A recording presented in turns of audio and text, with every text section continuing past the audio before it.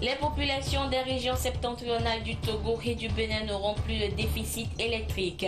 Leurs peines sont soulagées grâce au tout nouveau poste de transformation électrique inauguré hier par les présidents Faure Gnassingbé du Togo et Yahi Boni du Bénin. L'ouvrage est situé à Kidéoudé dans la préfecture de Tchaoudjo. Et bientôt, ce sont les usagers de la nationale numéro 17 qui bénéficieront de deux ouvrages. Des ponts qui seront construits sur les rivières Kara et Kumongu. Et ce projet reçoit l'aide du gouvernement japonais à travers un don non remboursable de près de 13,16 milliards de francs CFA. Et puis la phase 4 du guichet unique pour le commerce extérieur a démarré ce vendredi. Une étape qui apporte des innovations dans l'exportation maritime et révolutionne ainsi le climat des affaires dans notre pays. Voilà pour les titres de cette édition. Bonsoir à toutes et à tous. Au palais de la présidence de la République et ce vendredi, le chef de l'État Faure Essozimna Gnassingbé a reçu Dr Volker Bersheim, ambassadeur d'Allemagne au Togo. Faure Gnassingbé a tenu personnellement à transmettre ses condoléances et celui du peuple togolais tout entier au peuple frère allemand après le terrible accident de l'Airbus A320 de la compagnie allemande survenu le 24 mars dernier dans les Alpes françaises. Nous écoutons l'ambassadeur allemand au micro de Ramdan Bassina. Je suis très touché, je peux vous dire. Son Excellence, le Président de la République, m'a appelé de venir pour personnellement me transmettre ses condoléances pour l'accident d'avion allemand qui s'est produit en France, dont il y a un accident avec une 150aine de morts. Et donc, comme je disais, le président voulait personnellement transmettre ses bons vœux pour les familles de ceux qui ont été touchés par cet accident. Et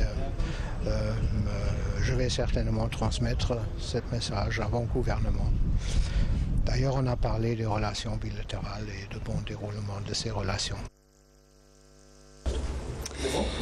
Et le Conseil des ministres s'est réuni ce vendredi sous la présidence du chef de l'État, Faure Essozimna Gnassingbé. L'essentiel de ce conseil avec la ministre Germaine Koumé Alo-Anaté de la communication, des arts, de la culture et de la formation civique.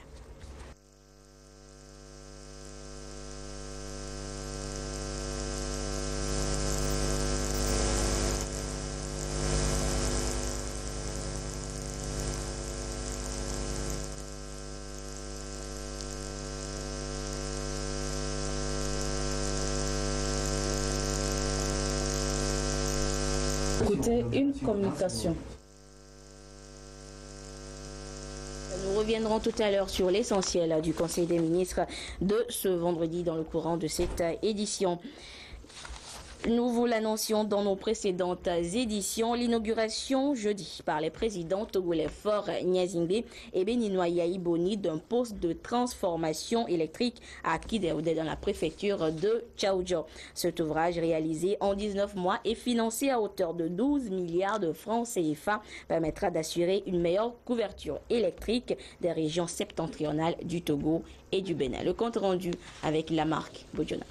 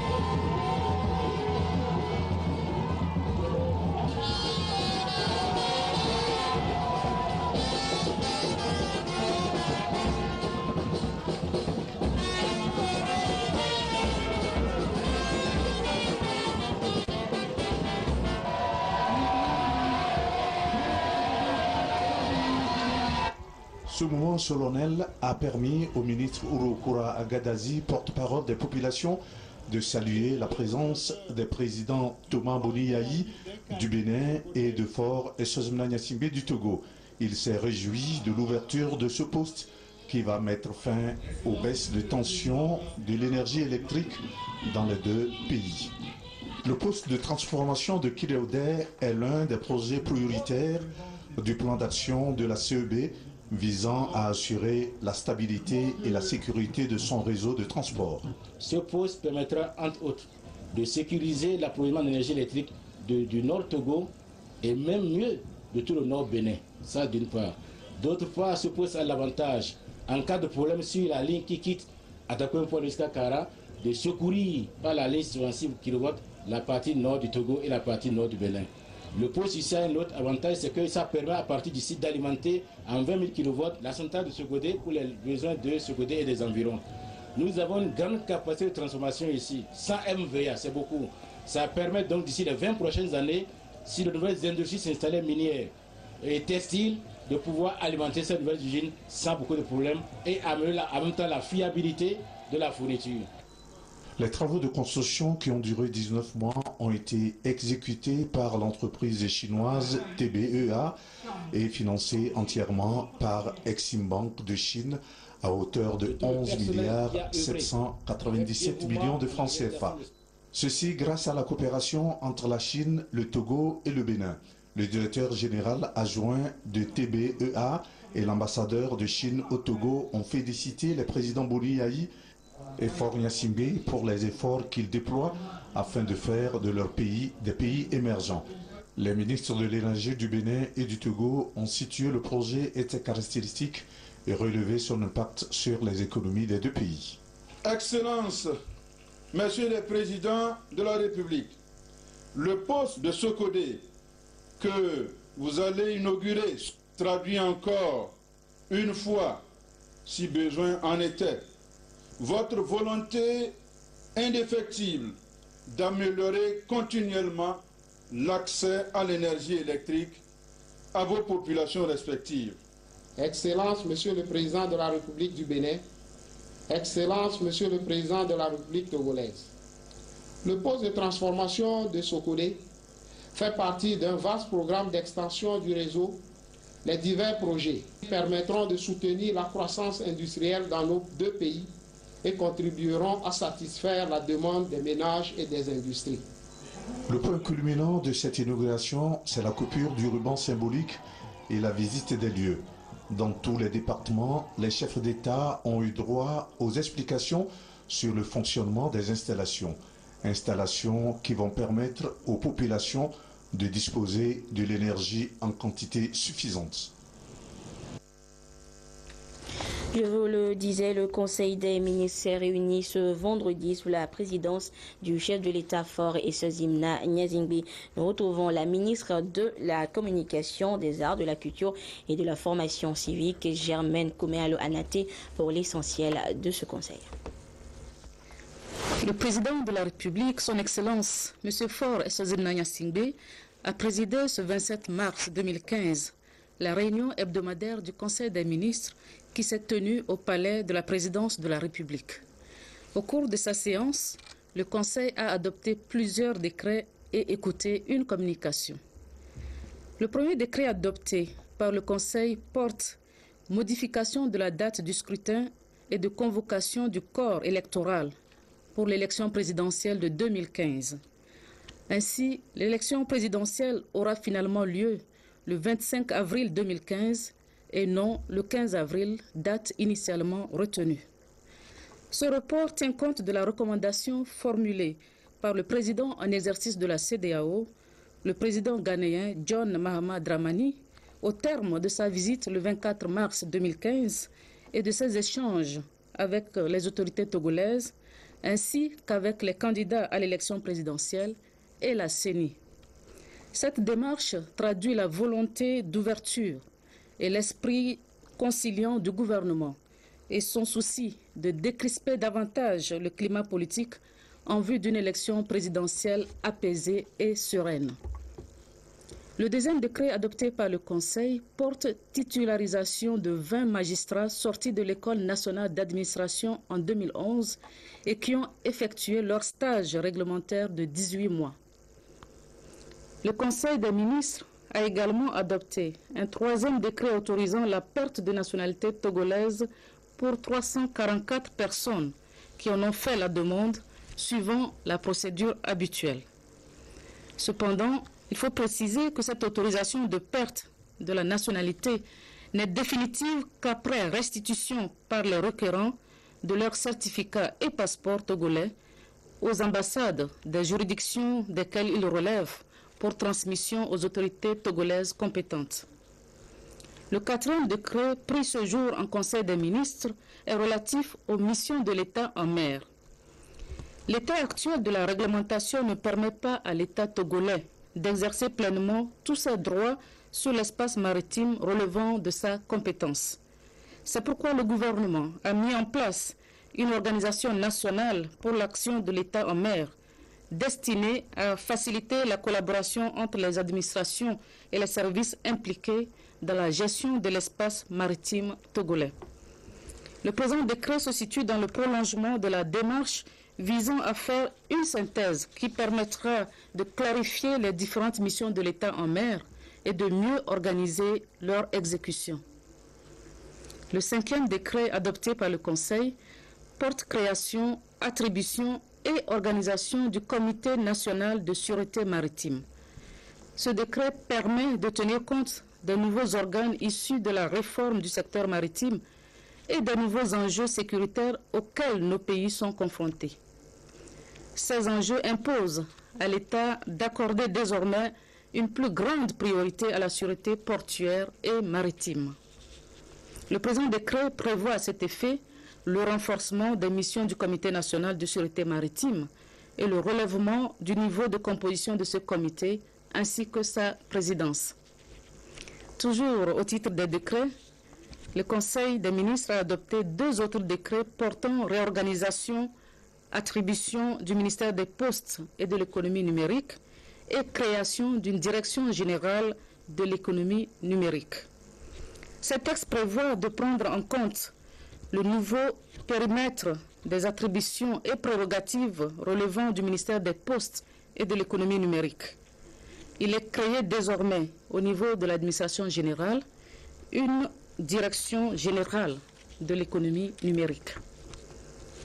L'unique communication présentée en Conseil est relative au processus de recherche d'un partenaire ou associé pour l'exploitation du phosphate carbonaté et la construction d'un complexe de fertilisants.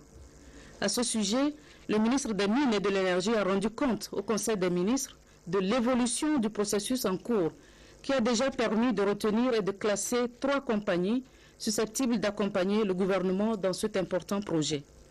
La prochaine phase, dont le démarrage est prévu début avril, permettra au gouvernement d'ouvrir les négociations avec les compagnies identifiées dans l'ordre de leur classement. Enfin, il faut préciser que le Conseil des ministres a adopté un décret de nomination pour le compte du ministère de l'Enseignement supérieur et de la Recherche, fait à Lomé le 27 mars 2015, le Conseil des ministres.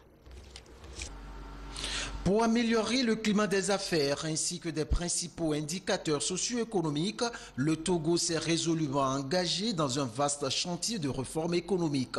Cet élan s'est également traduit dans la construction et la réhabilitation des infrastructures routières. Pour leur aboutissement efficace et efficient, le Togo est accompagné par ses partenaires. Ici, c'est l'Agence japonaise de la coopération internationale qui apporte son appui au Togo avec une enveloppe financière de 13,16 milliards de francs CFA pour la construction d'un pont sur la rivière Kara, distant de 120 mètres, et un autre sur la rivière Kumongu, long de 160 mètres. Je voudrais évoquer le projet de plan directeur d'aménagement des réseaux logistiques pour l'anneau de croissance en Afrique de l'Ouest. Ce projet a pour objectif d'élaborer une stratégie de développement qui permettra aux pays concernés d'avoir une orientation vers une meilleure perspective pour la croissance et des investissements pertinents dans l'espace UEMOA. Ce don vient renforcer les actions du Japon dans le développement du Togo et traduit une fois encore les excellentes relations qui lient les deux pays. La signature de l'accord d'une aide financière non remboursable du gouvernement japonais à travers l'Agence japonaise de coopération internationale s'inscrit dans un vaste programme de reconstruction et de modernisation du réseau routier national et des infrastructures agricoles dont l'objectif est d'une part de faciliter davantage la mobilité des personnes et des biens et d'autre part de relancer l'économie nationale à travers la promotion du secteur des transports et de la production agricole. La réalisation de ce projet constitue pour l'État togolais des réponses efficaces aux exigences liées à la lutte pour la réduction de la pauvreté, à l'amélioration du réseau routier et à la relance des secteurs porteurs de croissance. Vous venez donc de suivre le don offert par le gouvernement japonais au Togo à hauteur de 13,16 milliards de francs CFA pour la construction prochaine de 2 ponts dans notre pays. Et toutes nos excuses pour l'interruption de ce journal. Nous revenons maintenant au décret à la suite du Conseil des ministres de ce vendredi avec ces décrets présidentiels. Décret modifiant la date du scrutin et de la convocation du corps électoral pour l'élection présidentielle de 2015. Le président de la République, le Conseil des ministres entendu décrète. Article 1er. Le corps électoral est convoqué le samedi 25 avril 2015 pour l'élection présidentielle de 2015. Les bureaux de vote sont ouverts de 7h à 16h sur toute l'étendue du territoire national. Le présent décret abroge toutes les dispositions antérieures contraires et sera publié au journal officiel de la République togolaise. Signé Faure Essozimna Gnazingbe, président de la République Décret portant nomination de directeur de l'école supérieure d'agronomie ESA à l'université de Lomé. Le président de la République, le Conseil des ministres entendu, décrète Monsieur Sobedi Mianipo, maître de conférence en service à l'école supérieure d'agronomie ESA de l'université de Lomé est nommé directeur de la dite école. Le présent décret sera publié au journal officiel de la République togolaise. Signé Faure Essozimna Gnazingbe, président de la République. Décret portant nomination de directeur adjoint de l'école supérieure d'agronomie ESA à l'université de Lomé. Le président de la République, le Conseil des ministres entendu décrète Monsieur Nenonene Amen Yao, maître assistant en service à l'école supérieure d'agronomie ESA de l'université de Lomé est nommé directeur adjoint de la dite école. Le présent décret sera publié au journal officiel de la République togolaise et signé Faure Essozimna Gnazingbe, président de la République. La suite de cette édition à présent après les premières, deuxième et troisième phases du guichet unique pour le commerce extérieur. C'est la 4e qui a démarré ce vendredi. Cette phase dite export maritime apporte une issue innovante aux activités des opérateurs économiques dans notre pays. Le compte rendu avec Antoinette Homao-Vovor et Mathias Douglo. Révolutionner le commerce extérieur au Togo à travers les nouvelles technologies. Le guichet unique pour le commerce extérieur, un pari que veulent gagner les premières autorités à tout prix afin de mieux redynamiser les échanges commerciaux. Après les premières, deuxième et troisième phases, c'est la phase 4, export maritime qui vient d'être lancé aujourd'hui. Fini les faux frais qui paralysaient plus ou moins les activités commerciales avec l'extérieur. L'objectif, c'est de finaliser la phase maritime avec le démarrage des exports, de tout trafic export à travers le guichet unique. Et ainsi, on aura terminé toute la phase maritime. Il nous restera alors 2 grandes phases, 2 grands trafics. Il s'agira du trafic des frontières qui se finalisera avant la fin du premier semestre et ensuite la phase aéroportuaire qui se finalisera avant la fin de l'année. Donc vraiment les bénéfices sont majeurs pour tous les opérateurs. C'est donc sécurisation des recettes, compétitivité du port, réduction des délais et aussi évidemment gagner quelques points sur les indicateurs internationaux tels que le Doing Business sur la ligne du commerce transfrontalier.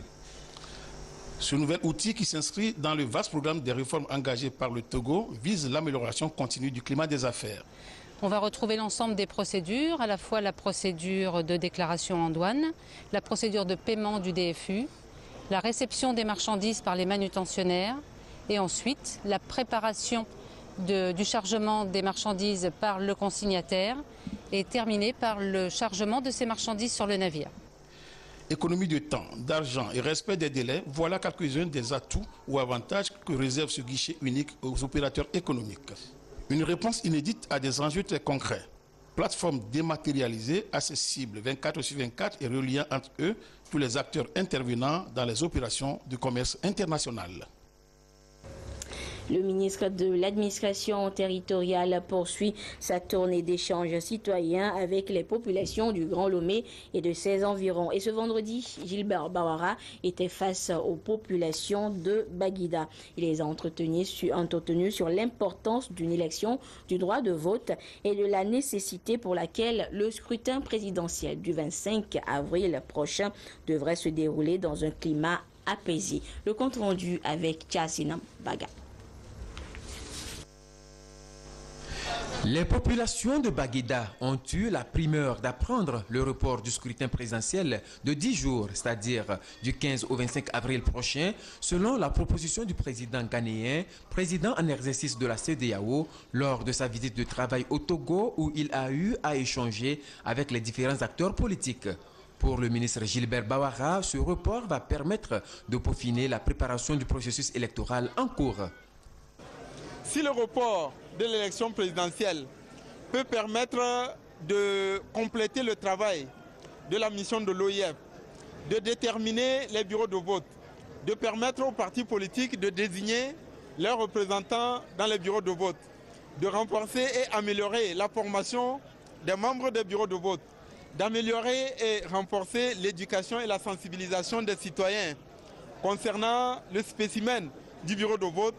Nous pensons que ce report doit être considéré comme une mesure de détente et de décrispation du climat politique. Voilà pourquoi le gouvernement a examiné cette proposition dans un esprit plutôt favorable. Le vœu le plus cher du gouvernement, c'est que le scrutin présidentiel se déroule dans un climat apaisé et que les résultats ne souffrent d'aucune contestation. Voilà pourquoi le gouvernement a pris des mesures pour sécuriser le processus électoral avec la création de la FOSEP. D'autres dispositions ont été mises en place en collaboration avec la CENI pour assurer la transparence et la sincérité du vote.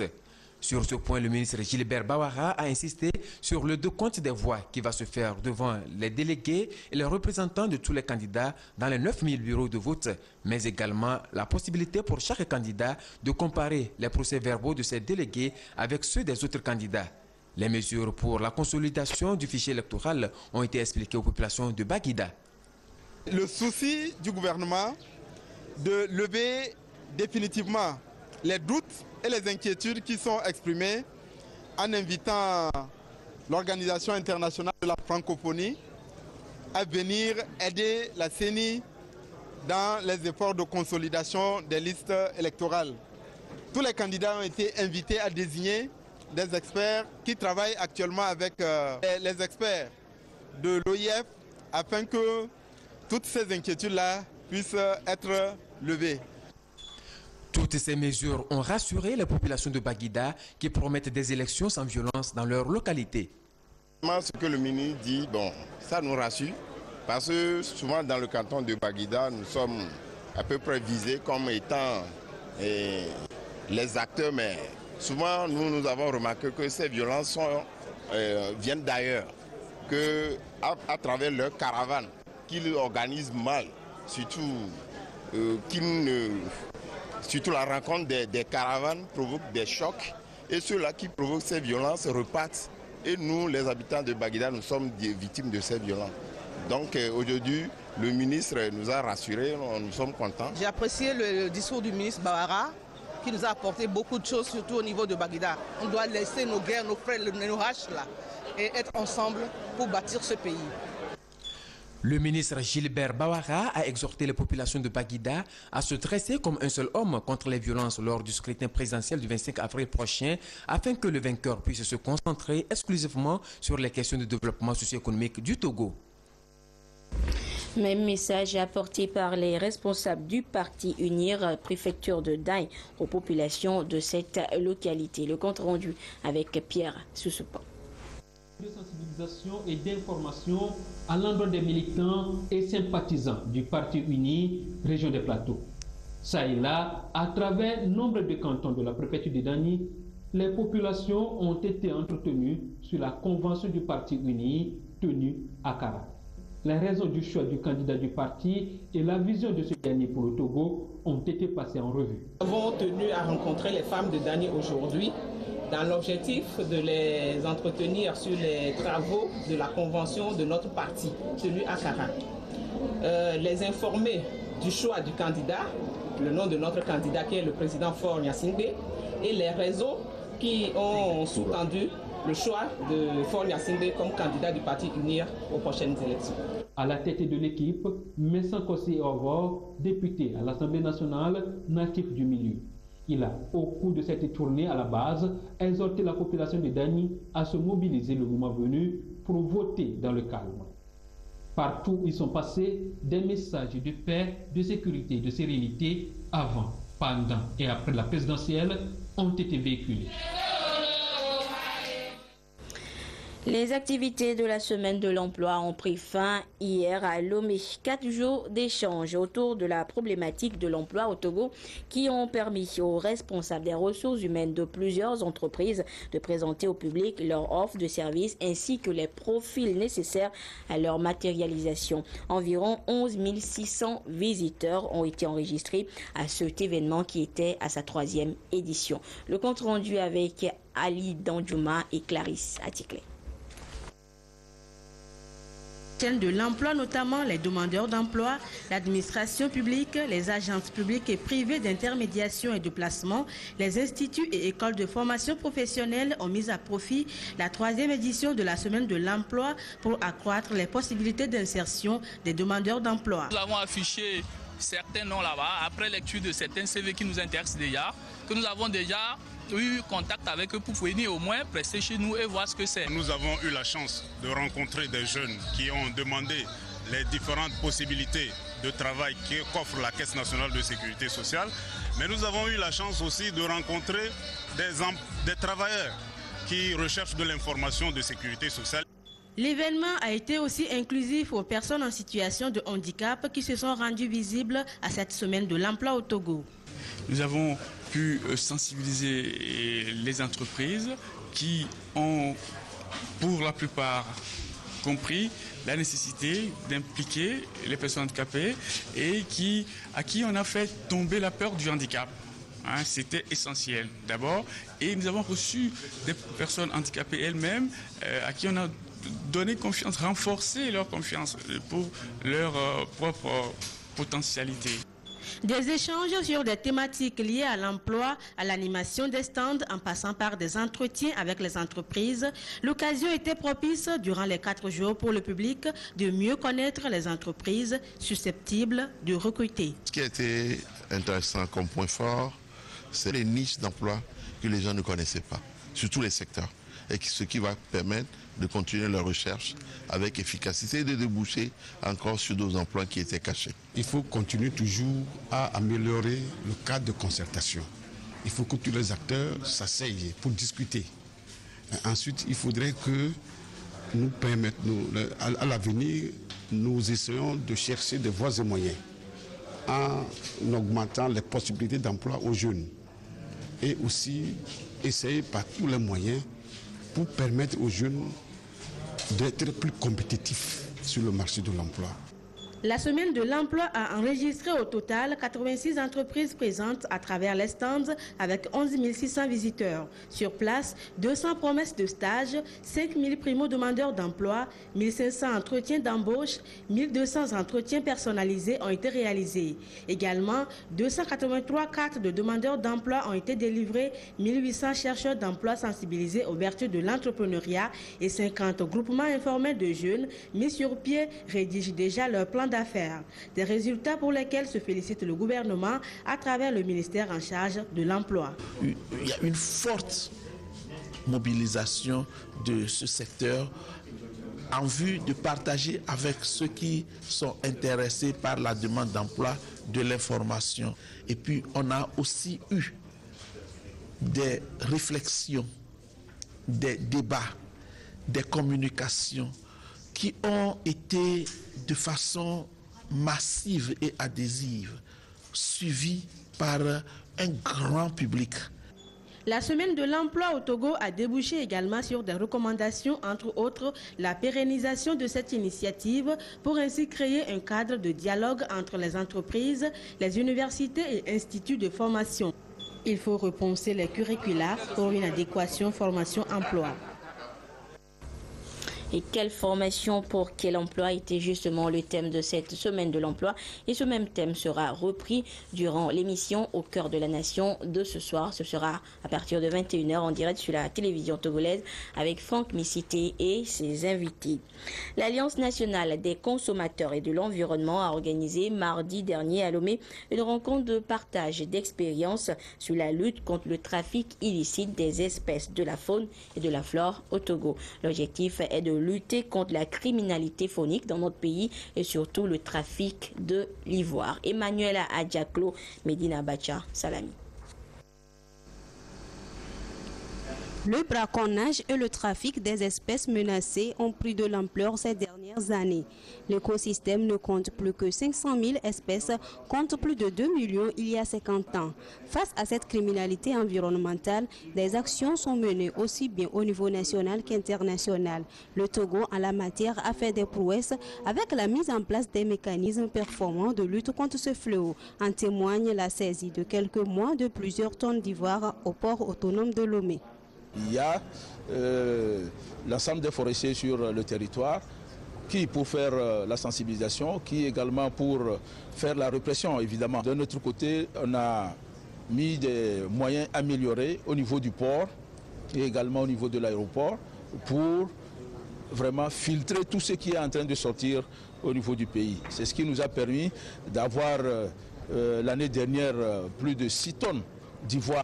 Ma présence ici, elle signifie tout simplement le soutien déterminé et ferme de la France à l'action remarquable du Togo en faveur de la protection de la faune, de la flore et de la lutte contre les trafics illicites. Pour renforcer toutes ces actions de protection de la faune, les différents acteurs et professionnels du secteur partagent les expériences sur la lutte contre le trafic illicite des espèces de la faune et de la flore au Togo. Finalité, asseoir un mécanisme plus efficient pour endiguer le phénomène. Comment faire encore pour renforcer les contrôles au niveau du port et de l'aéroport? Quels sont les défis au niveau de la législation et comment relever tous ces défis? Voilà l'ensemble des questions, n'est-ce pas, qui seront discutées tout au long de cet atelier et nous allons faire des recommandations en vue de permettre au Togo de se positionner comme le meilleur élève. De ces échanges sortiront d'autres stratégies pour contribuer à lutter contre le braconnage et à protéger la biodiversité et l'environnement dans son ensemble. La direction générale de la compagnie énergie électrique du Togo informe son aimable clientèle qu'en raison des travaux de maintenance sur ces installations, la fourniture du courant électrique sera perturbée le dimanche 29 mars 2015 de 5h à 6h à Lomé, Thiévier et leurs environs.